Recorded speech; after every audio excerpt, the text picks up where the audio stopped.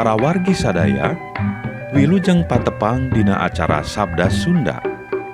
Mugia janten berkah kanggo urang sadayana. Mangga wilujeng ngadangukeun.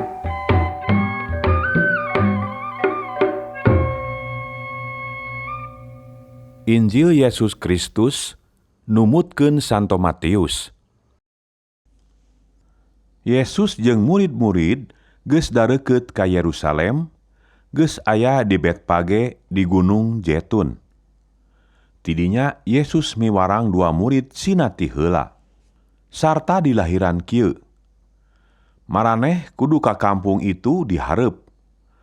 Engke bakal manggih kalde keur dicangcang jeung anakna.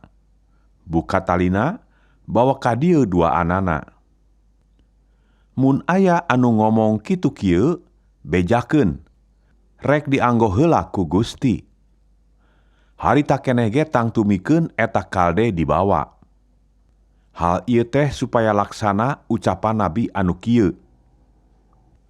Bejakeun ka Sion, itu raja maneh sumping. Ngarendahkeun anjeun nitih kalde, kaldena anakna keneh. 2 murid indit ngalakonan piwarangan. Kalde geus dibawa jeung anakna. Nu anakna disasarapan tonggongna ku jubah maranehna. Yesus terus nitihan eta kalde. Jalma-jalma loba anu ngalamparkeun jubahna di jalan. Sawareh deui ngampar-ngamparkeun dangdaunan beunang ngalah harita. Tuluy ngaleut dipayuneun jeung dipungkureun anjeunna. Nu ditukang tinggarero, wilujeng putra Daud. Mugia anu sumping kalawan panjenengan pangeran dirahmat ku Allah, puji Allah. Barang Yesus lebet ka Yerusalem, sakuliah kota genjleung. Saha eta? Urang Yerusalem ting taranya. Tembal nu ngarak. Nabi Yesus ti Nazaret di Galilea.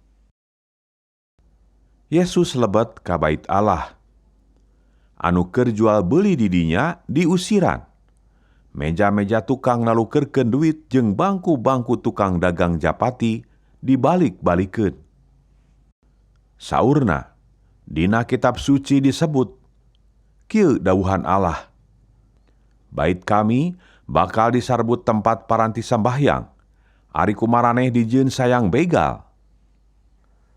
Jelema-jelema anu lolong jeung anu cingket daratang ka anjeunna di bait suci, ku anjeunna dicalageurkeun.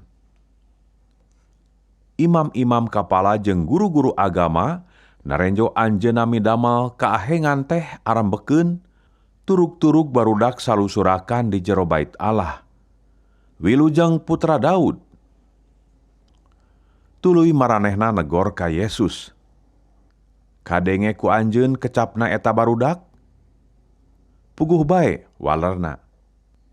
Na aranjeun tacan maraca ayat kitab suci anu kieu. Barudak sareng orok ku Gusti diajar ngucapkeun pamuji anu sampurna. Geus kitu maranehna dikantun. Anjeunna terus ka Betania ngawengi di dinya. Poe isukna isuk-isuk keneh, waktu keur angkat deui ka kota, Yesus ngaraos lapar. Di sisi jalan aya tangkal kondang tuluy dicaketan. Tapi teu aya buahna, daun wungkul. Tidinya saurna ka eta tangkal. Maneh moal buahan-buahan deui. Dadak sakala eta tangkal teh jadi garing. Murid-murid mani arolohok. Kunaon enggal-enggal teuing garing eta tangkal teh? Ceuk maranehna. Waler Yesus, maraneh ge asal percaya jeung henteu cangcaya, bisa nyieun kitu cara kami bieu ka eta tangkal kondang. Malah leuwih ti kitu, pek ieu gunung titah kieu, geurang ngangkat, terus nyeburkeun maneh ka laut. Tangtu bukti. Nya kitu deui, nanedam menta naon bae, asal hate percaya, tangtu dikabul. Yesus lebet deui ka bait Allah. Sabot keur ngawulang, jol imam-imam kapala jeung para kokolot daratang kadinya tuluy nanya, "Naon hak anjeun migawe kitu? Meunang hak itu ti saha?" Waler Yesus, "Kaula gerek nanya ka aranjeun saperkara. Lamun kajawab, kakara pertanyaan aranjeun perkara hak kaula dijawab. Ari Yohanes kagungan hak ngabaptis ti saha? Ti Allah atawa ti manusa?" Maranehna jadi patanya-tanya pada batur. Kudu kumaha jawabna? Lamun dijawab, ti Allah. Tangtu cek manehna, kunaon aranjeun teu percaya ka Yohanes? Lamun dijawab, ti manusa, sieun ku rahayat. Sabab rahayat yakin Yohanes teh nabi.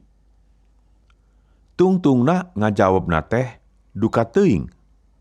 Saur Yesus, "Ari kitu mah kaula moal ngabejakeun make hak naon kaula migawe kieu. Ayeuna kumaha ieu ceuk aranjeun? Aya hiji jelema boga anak lalaki 2. Ngomong ka anakna nu kolotan, 'Ujang, poe ieu kudu digawe di kebon anggur.' Jawabna, 'Ah, alim. Tapi lila-lila kaduhungeun tuluy bae digawe.' Bapana tuluy nitah ka anakna nu ngoraan cara tadi. Jawabna, 'Mangga Bapa, tapi henteu digawe.' Tah, nu mana anu ngalampahkeun parentah bapana?" "Nu kolot," walon maranehna.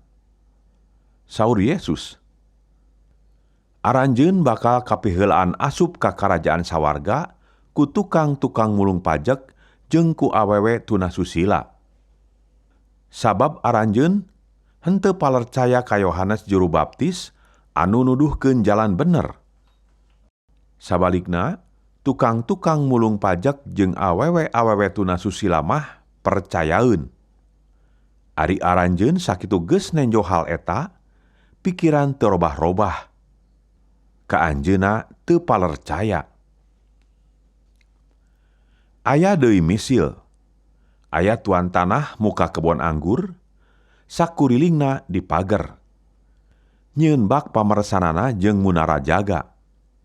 Tuluy disewakeun sina digarap ku nu sejen.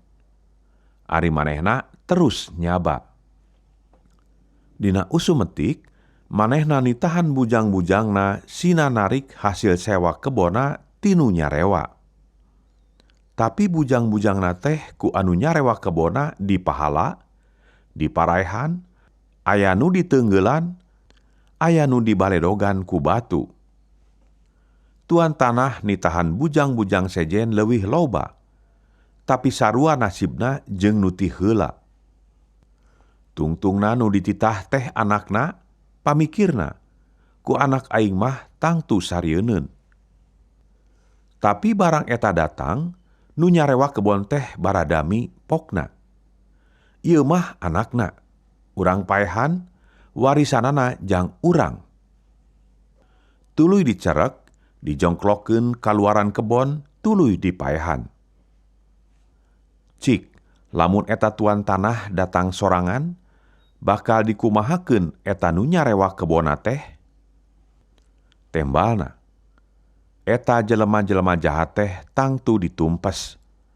Kebona disewakeun deui ka nu sejen, anu pibenereun mere hasil sewa kebona dina waktuna. Saur Yesus, "Kumaha aranjeun geus maraca ayat kitab suci anu kieu? Batu anu teu dipake ku tukang ngadekeun, ngajadi batu anu pangutamana. Kitu dipidamelna ku Pangeran, endahna ka bina-bina." Saur Yesus deui, "Kusabab kitu kaula ngabejaan. Hak aranjeun kana karajaan sawarga bakal dicabut, dibikeun ka bangsa sejen, anu daraekeun ngajalankeun pangersa Allah. Anu ninggang kana eta batu tangtu remuk, anu katinggang tangtu bubuk. karasaeun ku imam-imam kapala jeung ku urang Parisi yen eta misil teh ku Yesus dianggo nyindiran maranehna. Seuk maranehna alih tiar rek nangkep Yesus. Tapi teu waranieun prak. Sarieun ku jalma rea anu nganggap Yesus teh nabi. Sakitu dawuhan Gusti Allah.